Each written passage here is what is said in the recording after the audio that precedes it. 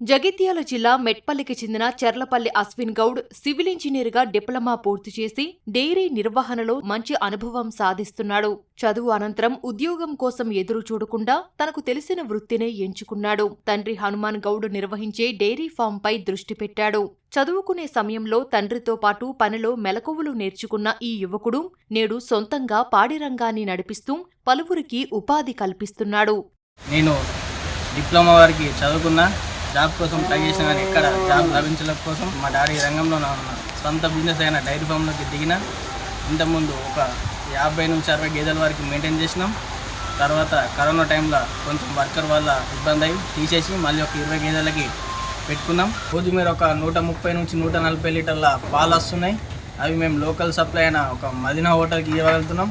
అక్కడ మాకు లీటర్కి 70 రూపాయలు ఇస్తారు. మంత్లీ ఒక 2 లక్షల నుంచి 2.5 లక్షల దాకా వస్తాయి. ఒక 1,50,000 మెయింటెనెన్స్ పోయినా అని లేబర్కి మెయింటెనెన్స్కి ఖర్చు చేసేసి 1 లక్ష రూపాయలు నెలకి ఆదాయం మాకు మిగులుతుంది. నాకు డైరీతో పాటు ట్రాక్టర్ బేలర్ కూడా ఉన్నది. బేలర్ కూడా మాకు సరిపోయేంత గడ్డి కట్టలు కట్టుకొని ఇతరులకు కూడా మేము కట్టి ఇవ్వగలుగుతాం. కట్టకి ఒక 35 రూపాయలు తీసుకుంటున్నాం. రోజు మీద ఒక 500, 450 నుంచి 500 కట్టలు కట్టుతాం. రోజు మీద 14 నుంచి 15,000 కూడా దాంతో సంపాదించుకుంటాం. దాంతోపాటు డైరీ రంగంలోనే ఉపాధి పొందుతూ ఒక వారం 10 రోజుల కింద ఒక కారు కూడా తీసుకున్నాం.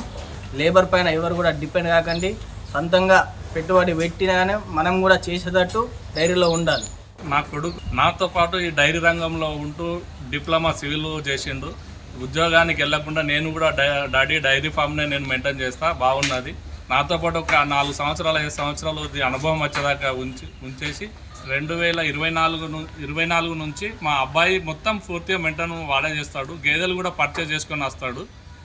ఏ గేదె ఎలా ఉంటుంది, దేనికి ఎంత రేటు పెట్టాలనే పూర్తిగా అవగాహన వచ్చింది. గేదెలు ఇప్పుడు ఏమన్నా మన మిల్క్ తక్కువ పడితే హర్యానా, గుజరాత్ పోకుండా ఆంధ్ర భీమవరం వెళ్ళి భీమవరం నుంచి గేదెలు ఒక 2-3 రోజులు అక్కడనే ఉండి సెలెక్షన్ చేసుకొని ఒక 12 లీటర్లు 14 లీటర్లు రోజుకు 14-12 లీటర్ ఇచ్చే గేదెని 1,20,000 నుంచి 1,40,000 మధ్యలో పెట్టి పర్చేజ్ చేసుకుని కొనుక్కొని వస్తున్నాడు. ఒక ఇద్దరికి ఉపాధి చూపిస్తూ ఒక నెలకు ఒక సాఫ్ట్వేర్కు పడే 1,00,000 రూపాయి కుటుంబంతో తల్లిదండ్రులతో నిధులతో ఒక 1,00,000 రూపాయి నెలకు 80,000 నుంచి 1,00,000 రూపాయి అయితే సంపాదించగలుగుతున్నాడు. చాలా ఆనందంగా ఉన్నది.